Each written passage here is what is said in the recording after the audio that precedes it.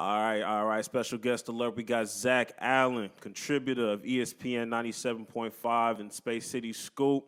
And he's a host on his own podcast. Check it out, called Zoe's Podcast, man. I'll leave it on the description below. Man, Zach, how you doing, man? I'm doing great, man. I'm just hanging, just typing up a storm. I was gonna start typing up for tomorrow's draft.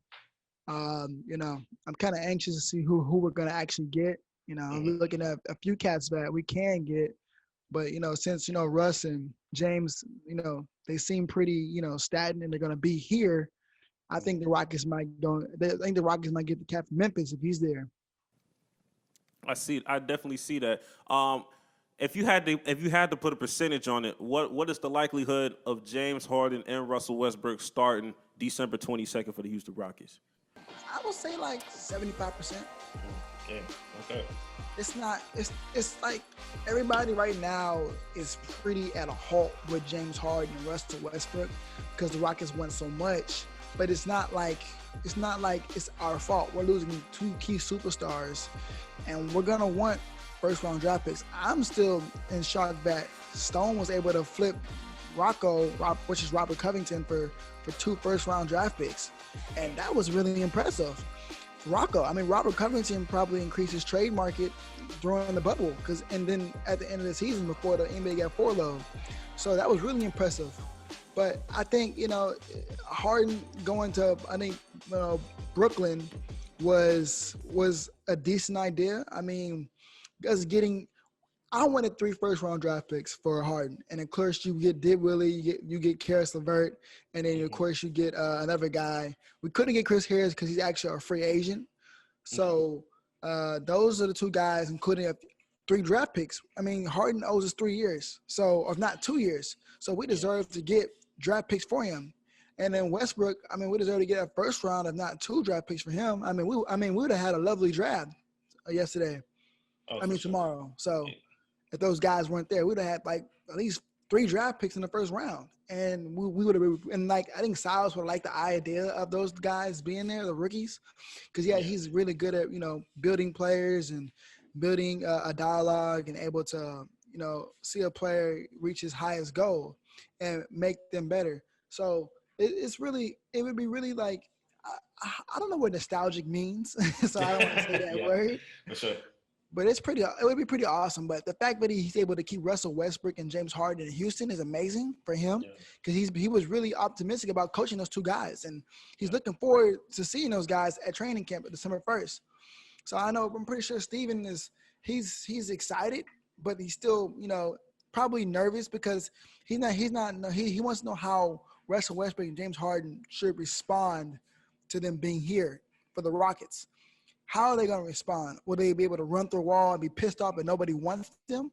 Or definitely Russ, hopefully these 2 guys are competing for MVP this season, which, if you should be pissed off. Like, I know James actually had an opportunity to leave, but I think he did. But, actually, Boston didn't want him for Ben Simmons. They wanted to give assets. Like, come on, man. So, I think these 2 guys could be competing for MVP this year. If the cards land right. I definitely agree.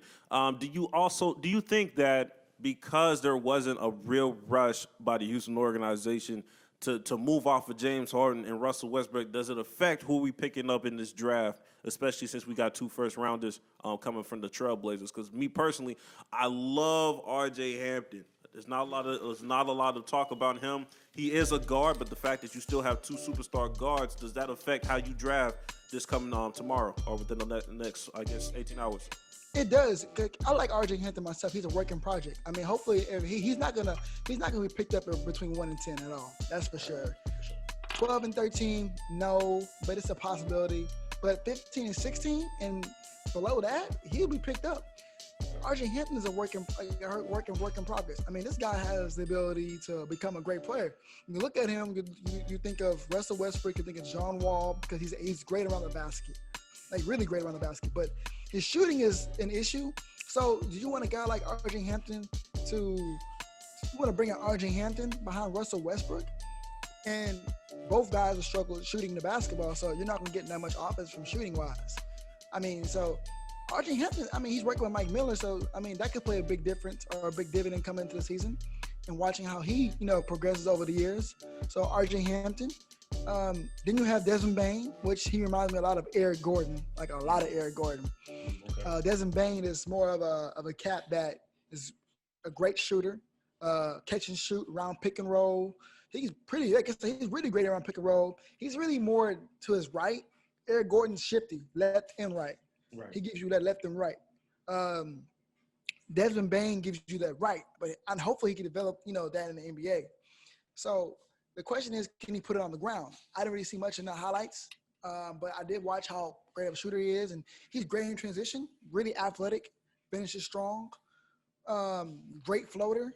So those are the things I like about Desmond Bain. And then you got the guy from Memphis. I think his name is, it's Prince.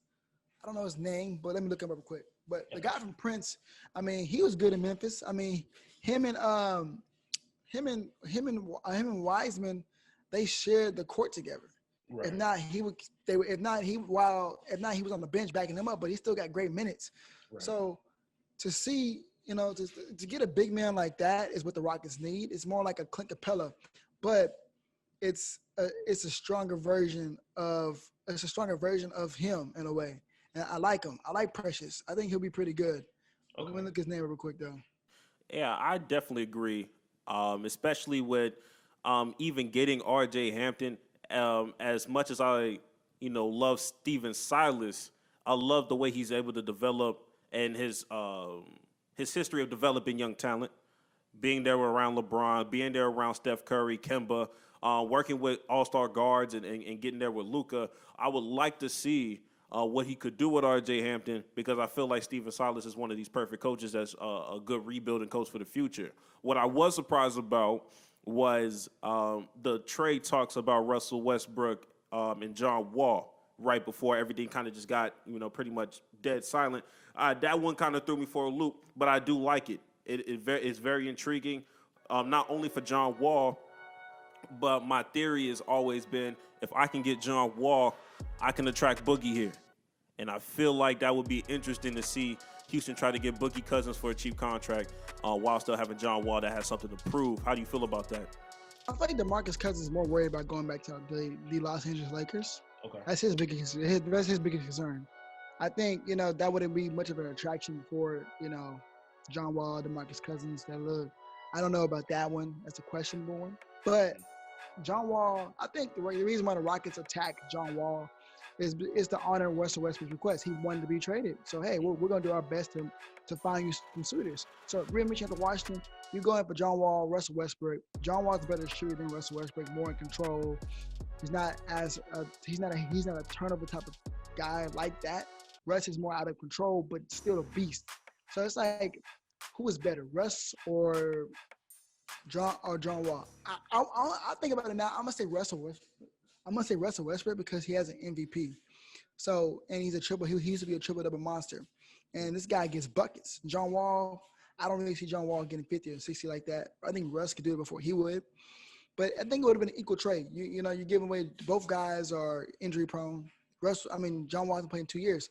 So the Rockets thought they had some slight pull where, okay, he hasn't played in 2 years, so why not give him to us? You know what I mean? Why not give him to us? And we'll take that risk while you get Russ, who just had a hamstring injury and is looking to prove himself. But, John Wall would have been a decent or not a good transaction for us. New faces, new culture. But, it would have been pretty cool to see John Wall, Karis LeVert, and Spencer Dinwiddie on the same court, and including Eric Gordon. And then see what – like I said, they got rid of Robert Covington like I predicted. Like, I thought they would wait till, like, All-Star break if James Harden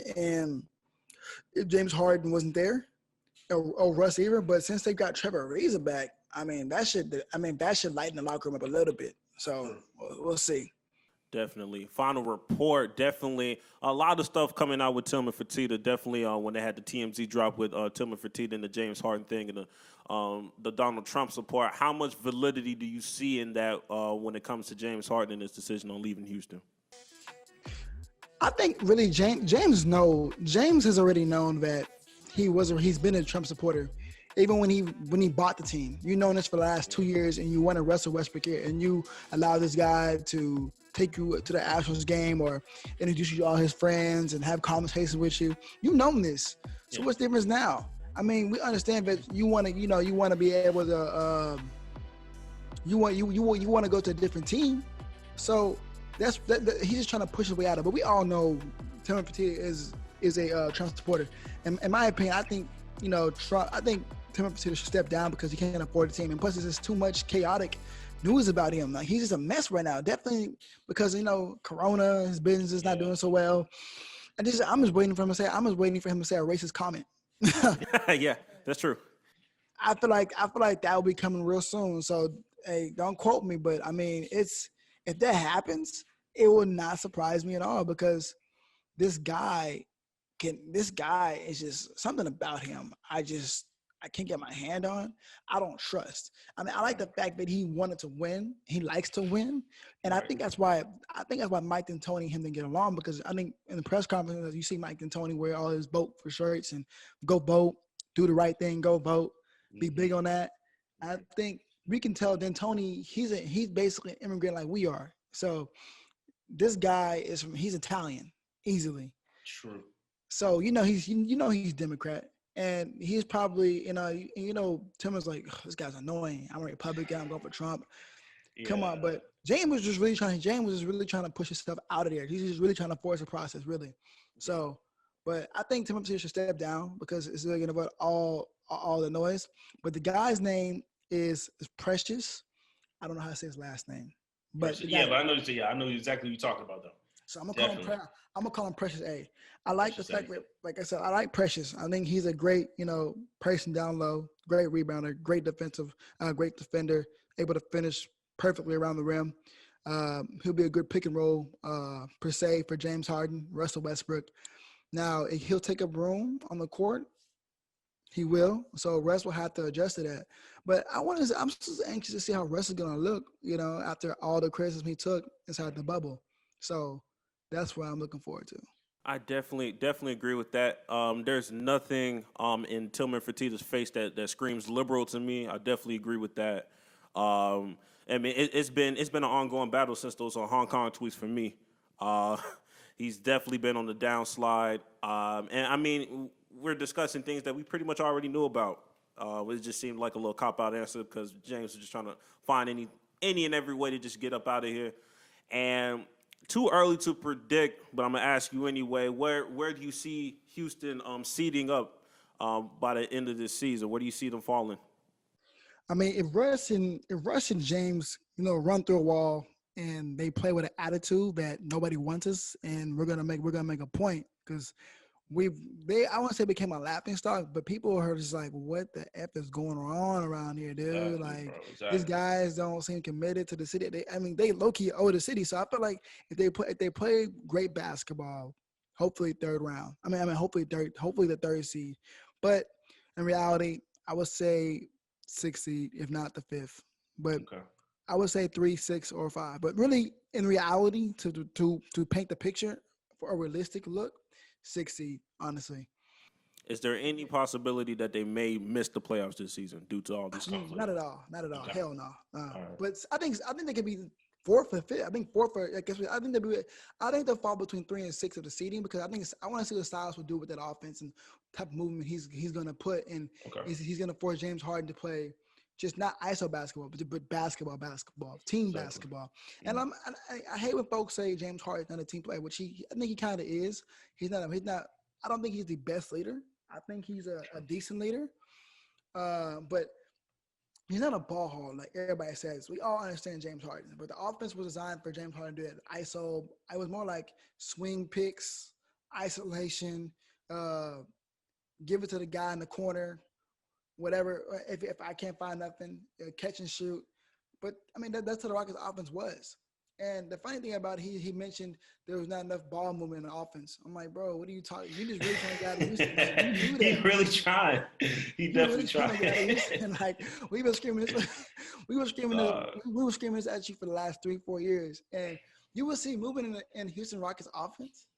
and it would look perfect. But then they would go back to isolation ball, and you'd be like, man, make your mind up. You want to play isolation ball, you move the ball around.